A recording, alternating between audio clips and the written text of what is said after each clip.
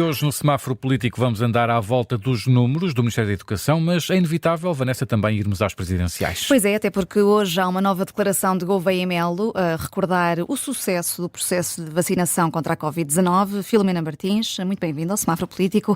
Olá. Gouveia Melo está em campanha já? Claro, claríssimo. Aliás, parece que o anúncio formal da candidatura é só em março, não é? Mas, se dúvidas houvesse, a pré-campanha presidencial do Almirante começou esta manhã.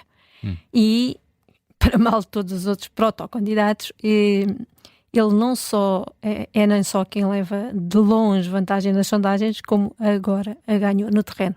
Foi aqui uma manobra militar. É a manobra militar que se diz, eu não percebo muito. Eu também não, mas manobra militar soa-me bem. Soa-te bem. É preciso dizer que nas sondagens estamos a falar de mais de 10 pontos para Passos, que entretanto se pôs a milhas. Vamos continuar com esta linguagem, que não sei se é assim, e é preciso dizer que... milhas náuticas, tendo em conta que é armado. E temos de dizer que, se formos para o outro lado do espectro político, seguro, se hoje voltará a adormecer os telespectadores da CNN, peço desculpa, mas está um bocadinho assim, não vai subir muito além daqueles 4,7% e vai deixar o PS ali muito entalado, porque Centeno também está pouco à frente, com 6,4%. Porque o Almirante fez hoje mesmo uma tática de guerrilha. Aquilo que ele disse foi não só um antecipar no terreno, como ele reforçou muito a sua imagem pública. Podemos criticar-lhe o ego, podemos criticar-lhe tudo, mas foi uma grande jogada.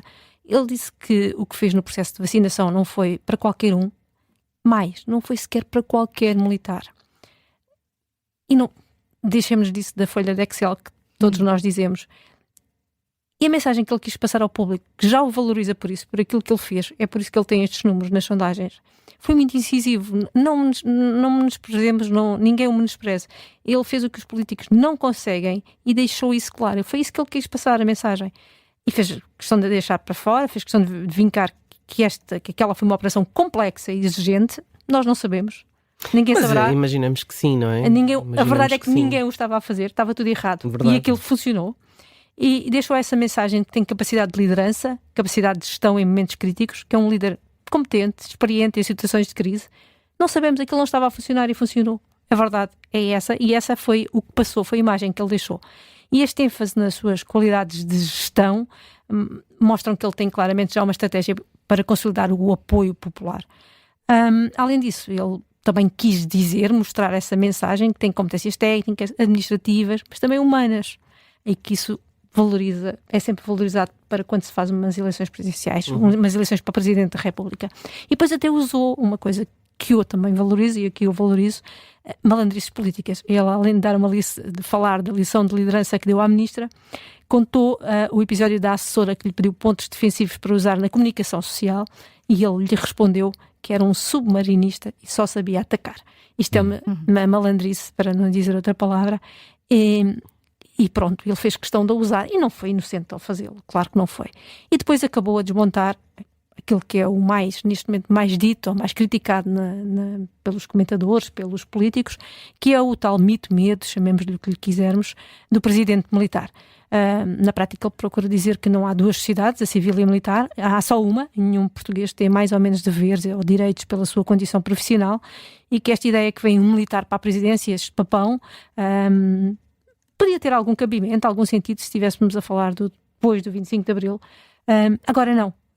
Agora são eleições livres e o Almirante quer passar essa mensagem, que já não tem menos nenhum direitos do que tem qualquer outro português. Eu acho que todas estas mensagens passaram e passaram lá para fora, e se elas forem repetindo, e ele começou muito cedo já com elas, vão subir muito mais as sondagens. Portanto, os outros têm que dar acordo aos sapatos. Eu diria que vamos ver se há a segunda volta. E já nem é bem, grande aposta. E com o Gouveia Melo já nem é bem aquela sensação de primeiro estranha-se, depois entranha-se, porque no fundo já tem aqui algum capital até político também junto da população. Pois tem, e eu não era nada... Estou livre de dizer aqui que eu defendi alguma vez, não lhe conhecemos qualquer pensamento político, de facto, não sei o que é que ele defende. Começam a aparecer os primeiros trabalhos sobre o que é que ele pensa, o que é que não pensa, porque é que o Chega se está a afastar dele. Temos esse trabalho hoje no Observador, porque é que alguns socialistas e sociais-democratas, obviamente, até admitem votar nele e se afastam dos possíveis candidatos de um lado e do outro, dos dois partidos, quer do PS, quer do PSD. Mas está aqui um grande caldo para os dois partidos, ou melhor, para os três grandes partidos neste momento da Assembleia, porque Gouveia Melo vai na frente e claramente todos os outros candidatos que foram podem ir para perder. E já que falas sobre isso, até deixa-me só dizer que vamos ter no Tirateimas precisamente 2 deputados, um do Chega e outro do PSD, e vamos naturalmente questioná-los sobre isso. Então vou ouvir. Eu também achei curioso o facto de se ter gabado da farda. Foi aí que ele fez a tal malandrice com a ministra, ao dizer que quando apareceu sem farda a ministra não ouviu, assim que pôs a farda a ministra ouviu. Lá está. É curioso, também acho muito curioso, porque no fundo é uma das críticas que lhe fazem, o facto de ser militar, ter um militar em Belém, não é? Quer dizer, amedrontar de alguma forma. E no entanto, ele gaba-se da farda dizendo que a farda impõe respeito. Respeito, organização, nós ligamos isso sempre aos militares, não é? Assim, uma organização, um respeito, tudo muito hierarquizado, mas de facto ele hierarquizou e organizou a vacinação, aquilo nós sabemos como é que aquilo custava favores e os primeiros que passaram à frente e os vacinados que não deviam ser vacinados primeiro e aquilo estavam filas e desorganizações que nós já nem temos memória, acho eu, mas foi há muito pouco tempo em que ninguém se entendia e de facto ele entrou ali, fez lá a tal task force, começou a dar umas ideias e umas diretrizes. E aquilo funcionou tudo. E de repente passámos da cauda da vacinação na Europa para a frente, um dos primeiros do mundo. Isso ninguém lhe tira. E que sinal queres deixar, Filomena? Por toda esta jogada, manobra, não é? Manobra de antecipação. Manobra de antecipação, e eu vou-lhe dar um verde. Olha que não é costume. Não é nada costume. No vencedor és implacável. Sim, é verdade. É que no semáforo ainda não tinha estado com a Filomena, não sabia também que... as minhas... És mais para o vermelho. Sou mais... Só aqui. Só aqui. Vamos mudar de tema neste semáforo, Judite. O Ministério da Educação já abriu um concurso para uma auditoria externa, urgente, a dados que considera que não têm fiabilidade.